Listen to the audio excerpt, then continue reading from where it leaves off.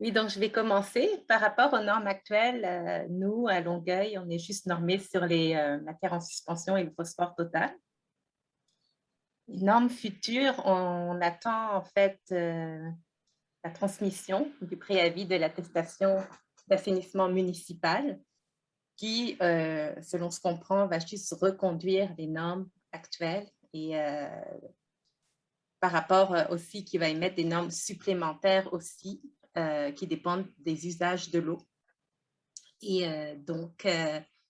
pour avoir une idée des futures normes, en fait, on va demander à notre consultant de faire une demande d'objectifs environnementaux de rejet qui tiendra compte donc de la sensibilité de notre milieu récepteur, des usages de l'eau, du débit, des caractéristiques du mélange. On a déjà fait une demande d'OER en 2010 et les paramètres supplémentaires seraient le phosphore, en fait, ils vont reconduire la norme, la toxicité aiguë, les coliformes fécaux, et je dis l'azote ammoniacal, mais en fait, c'est indirect vu qu'il est relié aux critères de toxicité aiguë. Donc, il faut juste le rapporter à ce critère-là et au pH et à la température.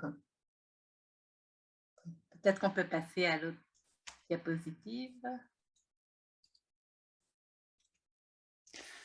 Oui, merci Caroline. Moi, le point que je voulais amener, c'est le leadership dans l'établissement des normes, parce que ça devient difficile pour les concepteurs dans les villes ou aussi les consultants avec qui on fait affaire, c'est que les normes ne sont pas les mêmes dépendant des technologies. Et là, il se crée une espèce de valse qui, finalement, on ne sait pas trop qui a le leadership dans le choix final des normes qui vont être appliquées. Donc ça, c'est quelque chose qui n'aide pas du tout le travail des municipalités. Et aussi, moi, peut-être une observation que je fais, parce que moi, je suis une universitaire, mais je me pose cette question-là, comment une ville fait pour justifier des investissements pour aller plus loin qu'une norme de base? Comment on fait pour faire passer ça aux citoyens? Comment on fait pour tenir son bâton, pour convaincre les gens? Donc, je ne sais pas, Caroline, si tu veux ajouter quelques mots là-dessus. Ben, c'est sûr qu'il y a beaucoup d'incertitudes actuellement, comme tu le dis. On attend beaucoup de réponses, de confirmations du ministère, mais vu que 2030, c'est demain, on ne peut pas se permettre d'attendre.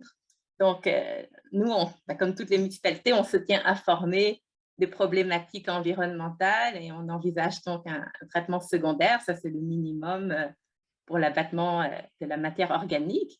Mais il faut voir aussi par rapport à l'azote, effectivement. Ben, l'azote ammoniacal, vu qu'il est indirectement lié à la toxicité aiguë, on a décidé que ça serait le scénario minimalement à étudier. Mais il faut voir plus loin, effectivement, puisqu'on est en train de faire une conception qui devrait être bonne jusqu'à 2061. On se tient au courant des recherches et on voit que là, on en parle de plus en plus de l'azote total, des zones hypoxie. Donc, on ne peut pas se retrouver coincé à avoir fait le mauvais design et pas pouvoir le rattraper par la suite si on n'a pas tenu compte de l'azote total, vu qu'on en parle de plus en plus et on sait que c'est fait ailleurs dans le monde aussi, ce n'est pas quelque chose de nouveau. Donc, on demande aux consultants d'étudier des scénarios avec l'approche de dénitrification et on se tient au courant à savoir quelle norme de rejet serait raisonnable.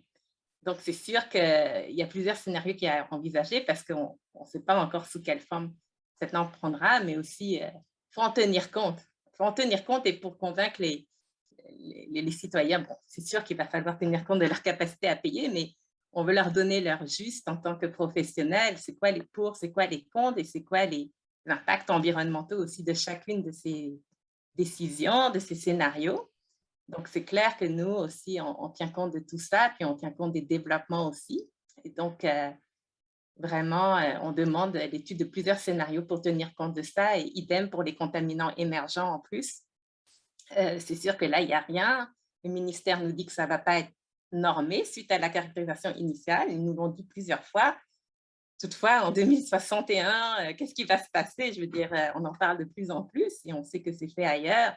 Donc, nous, on demande vraiment dans nos études qui tiennent compte de l'abattement des contaminants émergents, c'est-à-dire qu'ils évaluent quel est le potentiel des technologies qu'on va mettre à aussi enlever les contaminants émergents. Je pense par exemple à la désinfection. Nous, on doit évaluer l'ozonation ou la désinfection UV. C'est certain qu'on va demander aux consultants de voir quel va être l'impact sur l'abattement des contaminants émergents. Et comme tu dis, Dominique, aussi, par rapport aux normes qui dépendent de la technologie, ça reste une zone floue parce que les technologies sont en constante évolution. Donc, dans le guide là, qui parle des normes de rejet en fonction des technologies, c'est sûr que toutes les technologies ne sont même pas couvertes, elles évoluent.